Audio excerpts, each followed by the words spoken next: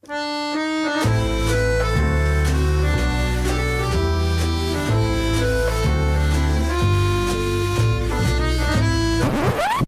episode is sponsored by ExtraHop. ExtraHop provides threat detection and response for the enterprise, not the starship. On-prem security doesn't translate well to cloud or multi-cloud environments, and that's not even counting IoT. ExtraHop automatically discovers everything inside the perimeter, including your cloud workloads and IoT devices, detects these threats up to 35% faster, and helps you act immediately. Ask for a free trial of detection and response for AWS today at extrahop.com/trial. Good morning, AWS, and welcome to the AWS Morning Brief. I'm cloud economist Corey Quinn, and as I just finished saying, this is in fact the AWS Morning Brief. What did AWS get up to last week? We're about to find out. Alexa for Business, now available on Zoom Rooms appliances. Tired of pumping your engineers for competitive intelligence, AWS has now decided to automate the process. Amazon Translate increases the size limit of parallel data from 1 gigabyte to 5 gigabytes. This is huge news for the inappropriately using services as databases space. Announcing availability of Red Hat Enterprise Linux with high availability for Amazon EC2. AWS and Red Hat team up to rebut my nobody cares about the operating system anymore argument. Announcing moving graphs for CloudWatch dashboards. AWS looked at the tire fire that is the CloudFront console and decided the best way to make it worse was to animate it more. Sadly, the Blink HTML tag has been deprecated, so they were forced to innovate.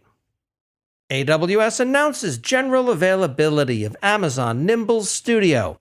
Jack wasn't nimble. Jack wasn't quick. Jack tripped over the onboarding process for this service, and Jack burned his AWS bill to the ground in the process. AWS Cost Categories introduces a details page. That's right, AWS Cost Categories is tired of being misunderstood for long periods of time, so it now includes an explanation. AWS Managed Services, or AMS, now offers a new feature enabling customers to purchase AMS separate from infrastructure services through their preferred solution provider. That's a lot of words to say. AWS adds a one-click Buy It Now button.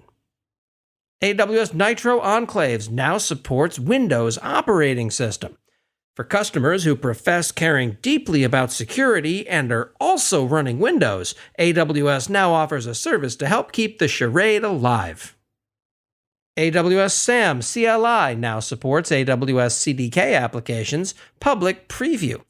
Does your application use SAM or the CDK? Honestly, at this point, I don't even care.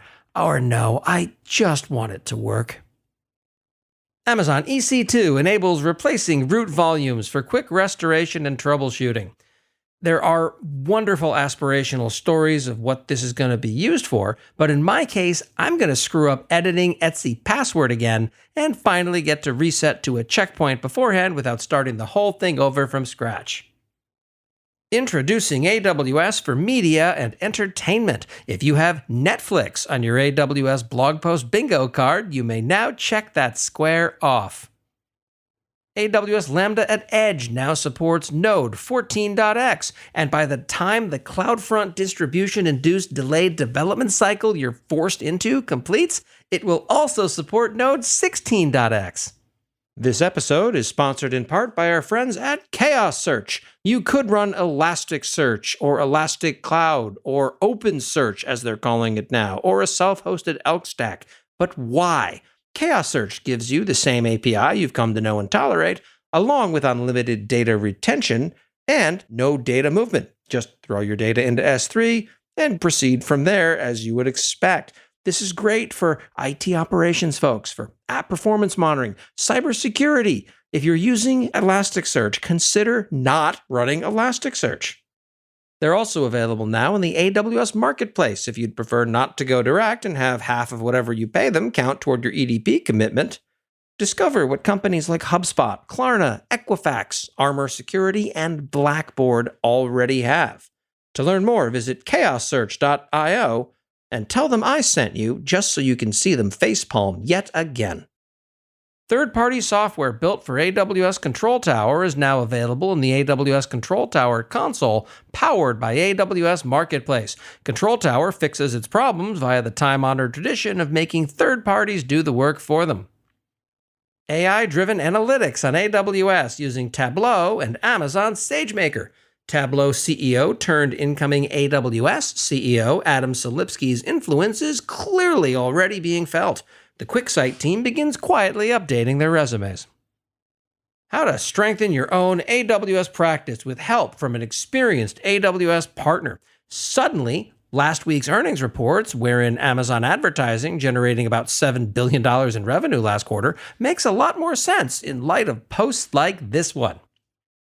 How to build a lakehouse architecture on AWS. Sure, okay. Meanwhile, the rest of us smaller companies are considering a community pool architecture. Build real-time feature toggles with Amazon DynamoDB streams and Amazon API Gateway WebSocket APIs. The complexity of this blog post is the best sales pitch for Launch Darkly that I can possibly imagine. AWS Deep Racer device software now open source, and now we know why Lyft shut down its self-driving car division. And lastly, explore 4 new features in AWS Chatbot. At least the 4 horsemen of the apocalypse show up on horses that you get to pet. These are just sad enhancements without the upside. And that's what happened last week in AWS. I'm cloud economist Corey Quinn. This is the AWS Morning Brief, and I am encouraging you to make good choices.